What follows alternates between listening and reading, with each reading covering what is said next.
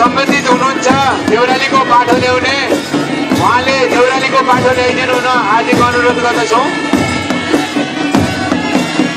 हाम्रो खाल्टेको युवा धामी भाइले एकदम भेडोलाई राम्रो तरतिबसँग नाचिदिएकोमा धन्यवाद। हाम्रो